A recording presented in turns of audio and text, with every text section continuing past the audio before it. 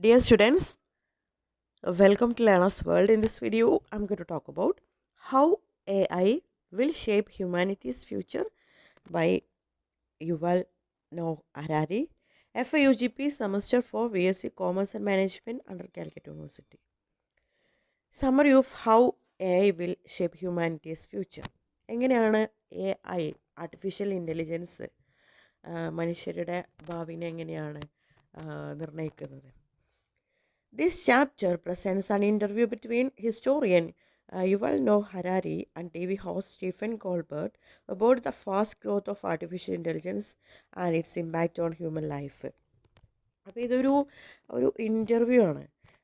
അതായത് ചരിത്രകാരനായിട്ടുള്ള Yuval no ഹരാരിയും അതുപോലെ television അവതാരകനായിട്ടുള്ള Stephen ഗോൾബർട്ടും തമ്മിലുള്ള ഒരു ഇൻ്റർവ്യൂ, ഒരു അഭിമുഖത്തെ ആധാരമാക്കിയിട്ട് എഴുതിയിട്ടുള്ള ഒരു വർക്കാണ് how A I will shape humanities future എന്ന് പറയുന്ന ഈ ഒരു chapter.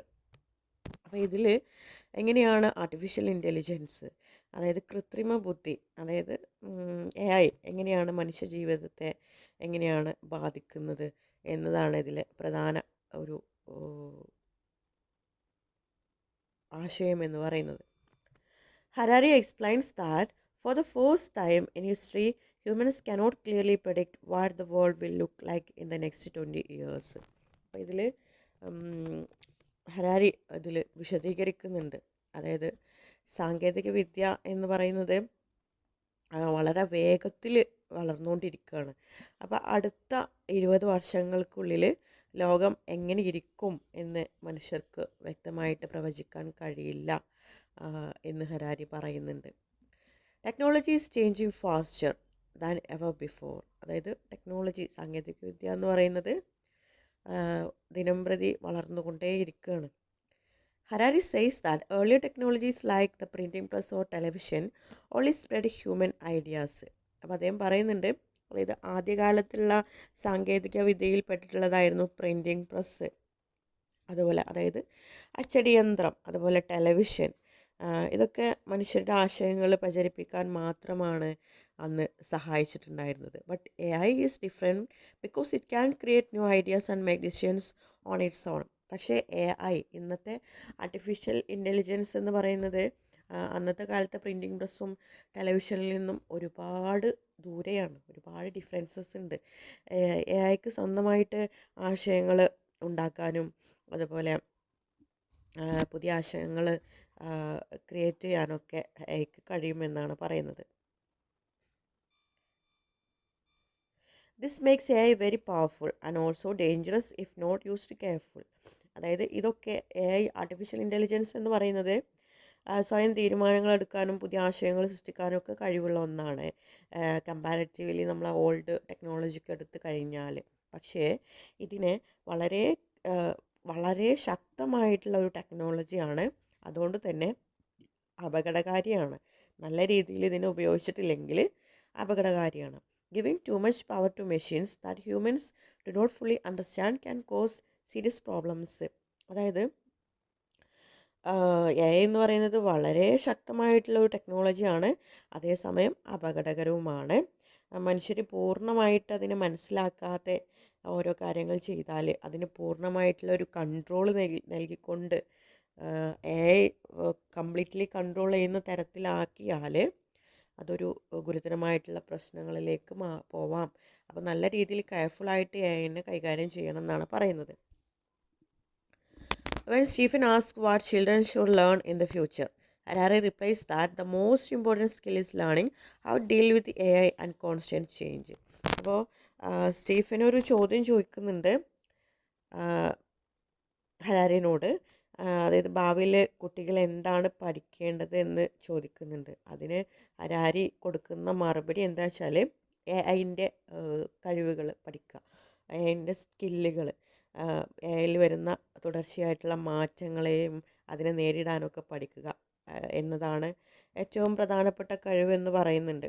Instead of memorising facts, people must learn flexibility, critical thinking and emotional intelligence. അതായത് ഫാക്റ്റുകൾ, അതായത് കുറേ ഇൻഫർമേഷൻ കാണാതെ പഠിക്കുക എന്നിട്ട് അത് മെമ്മറൈസ് ചെയ്യുക എന്നുള്ള ആ ഒരു ട്രഡീഷണൽ മെത്തേഡിന് പകരമായിട്ട് വെറും വിവരങ്ങൾ മനഃപ്പാഠം ചെയ്യുന്നതിന് പകരമായിട്ട് മാറ്റങ്ങൾക്ക് അനുയോജ്യമായിട്ടുള്ള മാറാനുള്ള കഴിവ്, അതുപോലെ ക്രിട്ടിക്കൽ തിങ്കിങ്, വിമർശനാത്മകമായിട്ടുള്ള ചിന്ത, ഇമോഷണൽ ഇൻ്റലിജൻസ്, മാനസിക ബുദ്ധി തുടങ്ങിയിട്ടുള്ളതൊക്കെ വളർത്തിയെടുക്കണം. Harari also explains that many world conflicts happen because of imaginary stories and beliefs, not because of real shortages like food or land. പിന്നീട് ഹരാരി പറയുന്ന ഒരു കാര്യം എന്ന് വെച്ചാൽ ലോകത്ത് നടക്കുന്ന ഒരുപാട് കോൺഫ്ലിക്റ്റുകൾ, പല സംഘർഷങ്ങളും യഥാർത്ഥത്തിൽ അവിടെ ലാൻഡ്, ഫുഡ്, അതായത് യഥാർത്ഥ വിഭവ കുറവ് മാത്രമല്ല അവിടെ, മറിച്ച് മനുഷ്യർ വിശ്വസിക്കുന്ന ഒരു വിശ്വാസത്തിലും അതുപോലെ അവരുടെ ഒരു സാങ്കല്പിക കഥകൾ മൂലമൊക്കെയാണ് ഈ ഒരു കോൺഫ്ലിക്ട്സുകൾ, ഈ സംഘർഷങ്ങളൊക്കെ ഉണ്ടാകുന്നത് എന്നാണ് അദ്ദേഹം പറയുന്നത്. If humans change the stories they believe in, many conflicts can be reduced. അതായത് മനുഷ്യർ മതത്തിൻ്റെ പേരിലുള്ള സംഘർഷങ്ങൾ, ഇതൊക്കെ മാനവശേഷിയുടെ കുറവ്, ലാൻഡോ ഫുഡോ ഇതൊൻ്റെ കുറവൊന്നുമല്ല, മനുഷ്യരുടെ വിശ്വാസങ്ങൾ, അവരുടെ ഇമാജിനറി ആയിട്ടുള്ള സ്റ്റോറീസ് ഒക്കെ കൊണ്ടാണിത് സംഭവിക്കുന്നത്. പാലസ്തീനിലൊക്കെ പ്രശ്നങ്ങളൊക്കെ അത് ഇതിൽ ഉദാഹരണം പറഞ്ഞിട്ടുണ്ട് കേട്ടോ. If humans change the stories they believe in, many conflicts can be reduced. അതായത് മനുഷ്യർ അവരുടെ ഇമാജിനറി സ്റ്റോറീസ് അല്ലെങ്കിൽ അവരുടെ വിശ്വാസങ്ങളിൽ മാറ്റം വരുത്തിയാൽ ഒരുപാട് സംഘർഷങ്ങൾ ഇല്ലാതാക്കാൻ കഴിയും എന്നാണ് പറയുന്നത്. അതായത് തെറ്റായിട്ടുള്ള വിശ്വാസങ്ങളൊക്കെ മാറ്റിയാൽ പല പ്രശ്നങ്ങളും പരിഹരിക്കാൻ സാധിക്കും എന്ന് അദ്ദേഹം പറയുന്നുണ്ട്. He discusses how AI can influence social media by deciding what content people see and which can control opinions and behavior. അദ്ദേഹം സോഷ്യൽ മീഡിയയിൽ AI എങ്ങനെയാണ് ഇൻഫ്ലുവൻസ് ചെയ്തിരിക്കുന്നത് എന്ന് പറയുന്നുണ്ട്. അതായത് സോഷ്യൽ മീഡിയയിൽ ആളുകൾ കാണുന്ന കോണ്ടൻറ്റ് അതുപോലും AI ആണ് തീരുമാനിക്കുന്നത്. ആ ഒരു സാഹചര്യത്തിൽ മനുഷ്യരുടെ ചിന്തയെയും അതുപോലെ പെരുമാറ്റത്തെയും ഒക്കെ സ്വാധീനിക്കാൻ ഇതിന് കഴിയും. This shows how AI can shape society silently. ഇതിൽ നിന്ന് നമുക്ക് മനസ്സിലാക്കാൻ കഴിയും. അതായത് ഈ സോഷ്യൽ മീഡിയയിലെ കോണ്ടൻറ്റ് ക്രിയേറ്റ് ചെയ്യുന്നത് AI ആണ്, ആർട്ടിഫിഷ്യൽ ഇൻ്റലിജൻസ് ആണ്. അതിലൂടെ മനുഷ്യൻ്റെ ചിന്ത, മനുഷ്യൻ്റെ ആറ്റിറ്റ്യൂഡ്, ബിഹേവിയർ ഇതിനൊക്കെ മാറ്റി മറിക്കാൻ ഇതിന് സാധിക്കും. ഇതിനൊക്കെ മനുഷ്യരുടെ മൈൻഡിനെ ഇൻഫ്ലുവൻസ് ചെയ്യാൻ സാധിക്കും. അതുകൊണ്ട് തന്നെ AI വളരെ സൈലൻ്റ്ലി സമൂഹത്തെ ഷേപ്പ് ചെയ്യാൻ ശ്രമിക്കുന്നുണ്ടെന്ന് നമുക്ക് ഇതിലൂടെ കാണാൻ കഴിയും. അതായത് സമൂഹത്തെ നിശബ്ദമായി നിയന്ത്രിക്കാൻ AIക്ക് സാധിക്കും.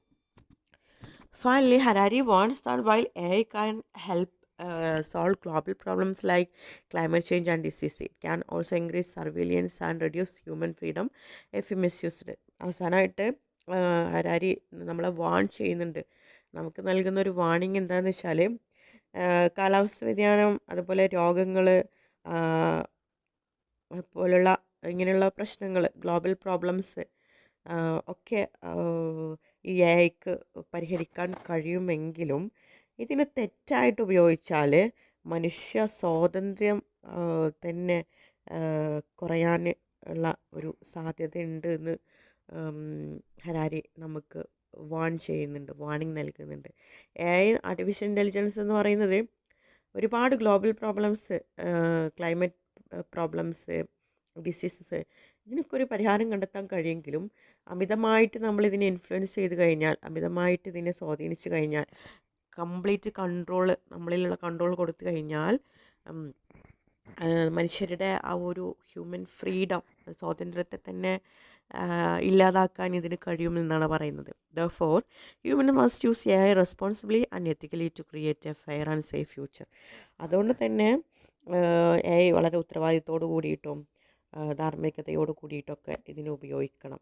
എന്നാൽ മാത്രമേ നമുക്ക് നല്ലൊരു ഭാവി നമുക്ക് മുന്നിൽ